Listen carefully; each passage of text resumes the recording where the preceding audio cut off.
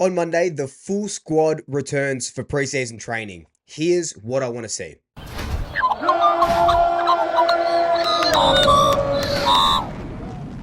So before we get into this video, I just want to thank everyone who has already signed up to become a Swoop Luke member. You get this keyring, you can get a hat, a t-shirt, or a bucket hat for $10 a month or $100 annually. Really cool Christmas present. You'll be supporting me, you're supporting the channel, helping me make you this content, going to training and getting all the training videos and everything else in between. It just means the world to me. So if you can do that, that would be just absolutely magical. But let's get into the rest of this video. So like I said, full training starts on Monday and the whole squad is going to be there, of course, except for a couple of injured players. Now, they're only going to be training for about 2 or 3 more weeks. So it'll be a week before Christmas when they stop preseason training. So there's only a few things that I want to see this side of Christmas, and then we can get into what we want to see after Christmas when match simulations sort of starts happening in February and stuff like that. But that can be a new video for the new year.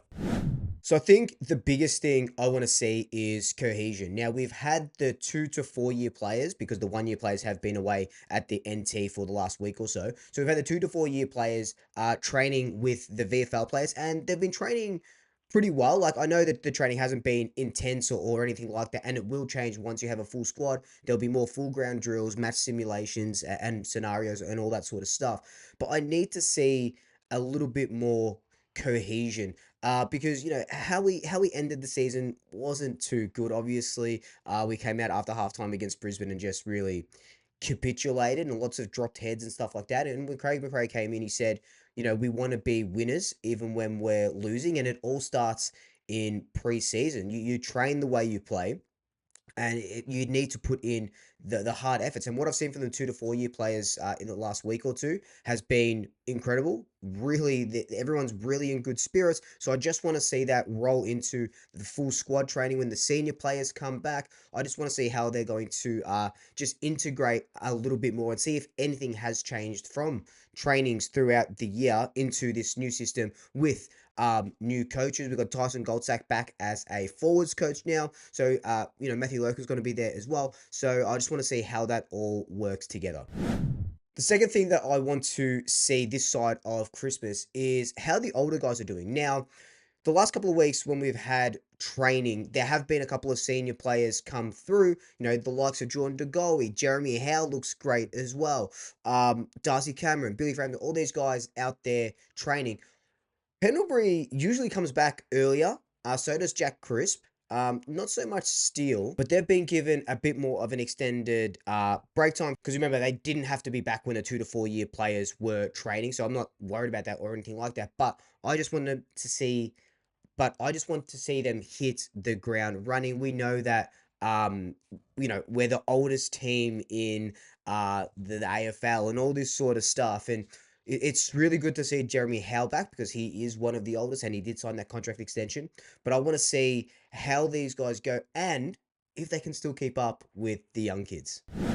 The third thing I want to see is our draftees integrating with the full squad. Now, when they only trained for, I think it was just one day. It was the Monday. It was their first day. They're just stretching and then watching how everything's sort of going. But I want to see them hit the ground hard, learning from Nick Dacos, Scott Pendlebury, having these guys get taken under the wings. Like, I talked a lot about how I thought Angus Anderson is going to be one of the players that debuts pretty early, especially even just from that one training session that I watched. He just looked absolutely fantastic. I want to see who he gravitates to. I want to see who Tyan gravitates to, who Jai gravitates to, who Zach gravitates to.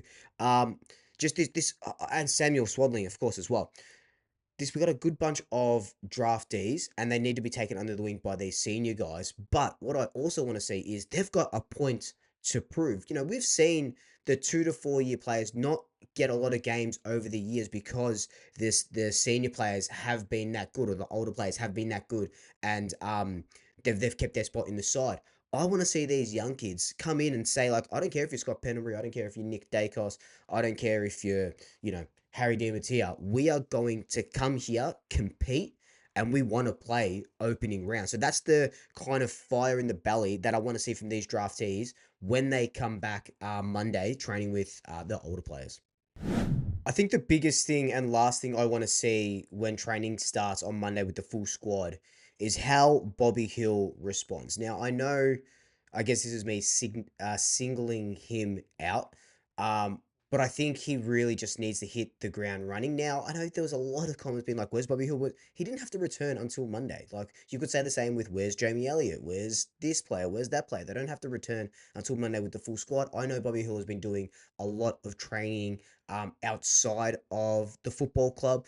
Played a couple of games as well with the Fitzroy Stars from memory. So that's amazing to see. I want to see him hit the ground absolutely ready on Monday. I want to see him be the best trainer at the club because we need him in 2026, and it all starts on Monday. So I'm excited to see that. But now I pass the question over to you. Who are you excited to see when the full squad starts up again? What are you excited to see? Leave your thoughts in the comment section down below. But until then, like, comment, subscribe, tell your family, tell your friends, tell your pets, and until next time, double shackers. I'll sweep you later. Floret Pika.